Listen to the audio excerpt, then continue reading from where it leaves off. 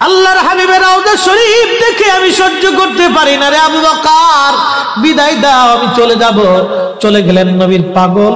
Syria দামেস্কে যাওয়ার পরে কিছুদিন পরে নবীজি স্বপ্ন দেখায়, কিরে বেলাল, এটা কেমন জুলুম, কতদিন হলো তোমার কণ্ঠের আজান শুনি না।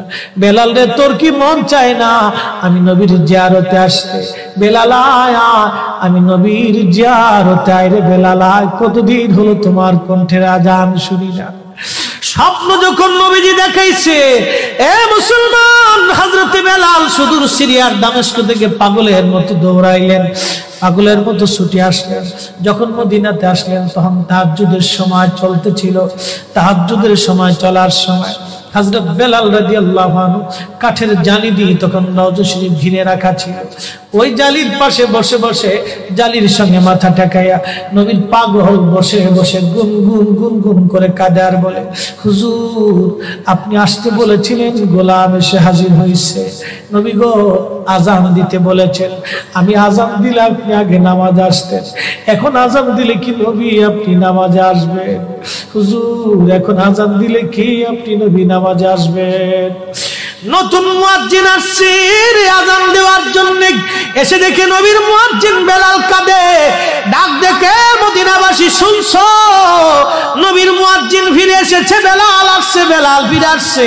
এই কথা শোনার পরে সব সাহাবী ঘর থেকে বের হয়ে দৌড়ায় এসে দেখে বেলাল কাঁদে। সাহাবীরা বলে, বেলাল আজান দাও, কতদিন হলো তোমার কণ্ঠের আজান শুনি না। বেলাল আজান দাও, কতদিন হলো আজান শুনি না রে বেলাল। বেলাল বলে, সাহাবীরা রে, আমি আজান দিলে কি নবী নামাজ আসবে বলো?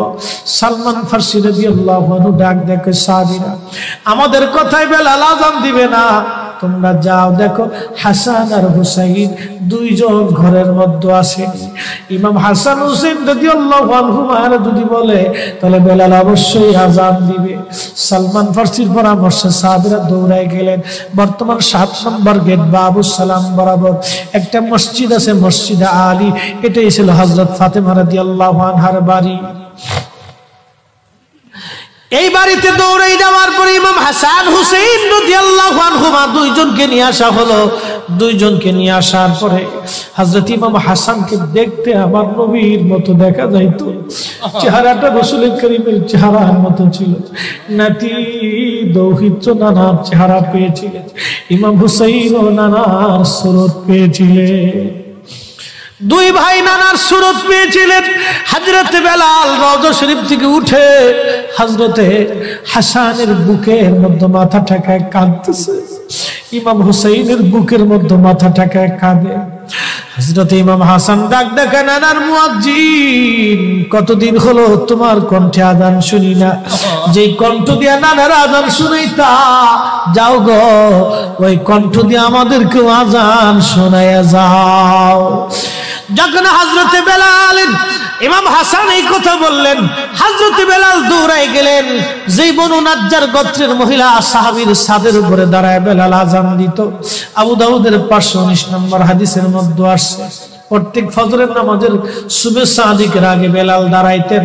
দাঁড়ায় আযানের আগে বলতেন, আল্লাহুম্মা ইন্নী আহমাদুকা ওয়া নাস্তাঈনুকা আলা কুরাইশিন ইউকিমু দীনাক।